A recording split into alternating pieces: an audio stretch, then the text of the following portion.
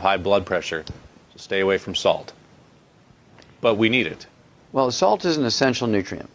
Sodium and chloride. You cannot have nerve impulses without sodium chloride.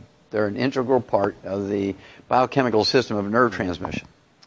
You cannot move water around in your body or retain it in the right compartments, inside your blood vessels, inside your tissues, inside the cells. You can't keep things in the right compartment without sodium chloride. The chief cells in your stomach cannot make stomach acid without salt. Okay?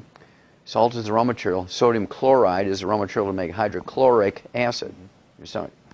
Now, two things have happened because of this terrible criminal advice that doctors have given. It's criminal. Anybody else do this to the American people, they'd be put in jail for life. Some of them would be executed because of the number of people who are killed over this. Right?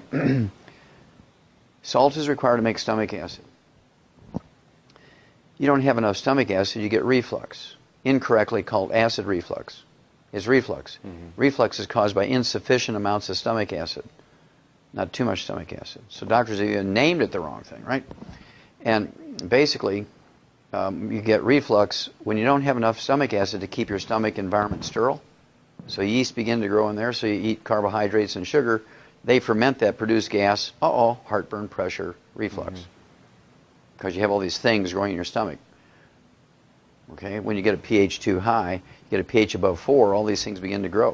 You have a pH under 1, your pepsin works to digest proteins, and you can absorb minerals, you can absorb B12. Your pH gets above 2, 2.5, you can't do that. Okay, so you're in trouble.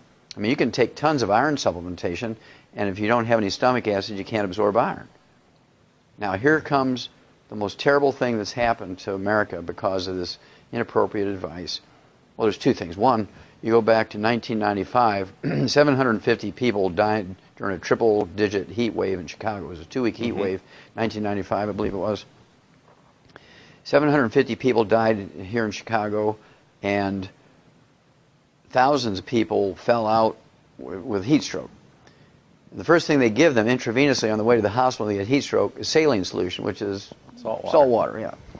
And it's absolutely criminal that these 750 people who died were all ones who were on a salt-restricted diet. They're all seniors who were on a salt-restricted diet. They died of heat stroke because these doctors didn't have the courtesy to call these people up in good manners, just to call up and say, look, whether you believe in the salt-restricted diet or not, right now you need to put a couple of tablespoons of salt in a gallon of water, be sipping on that until the heat wave goes away. But they didn't do that. And so all those people who died of heat stroke who were under the care of doctors who were on a restricted salt diet, those doctors should be put in jail. Okay? For almost like the same thing as vehicular homicide, the same type of thing as manslaughter, right? Type of thing. Then here comes the big one. Right now, on the average, this is a Mayo Clinic study, came out in 2009.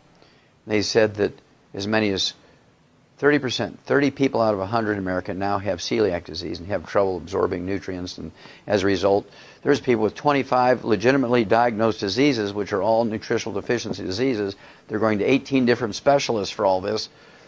They're paying, tens of thousands of dollars a day to deal with this, and it's simply a gluten intolerance, and their intestines are damaged, they can't absorb nutrients. Well, when you can't digest wheat, barley, rye, and oat glutens, and you absorb these big chunks of what's called polypeptides, your body recognizes and it sets up an intolerance to those partially digested proteins. You get gluten intolerance, you get celiac disease, irritable bowel syndrome, inflammatory bowel disease, diverticulitis, ulcerative colitis, Crohn's disease. The doctor's approach to these diseases are cut your intestines out. I can't understand how they can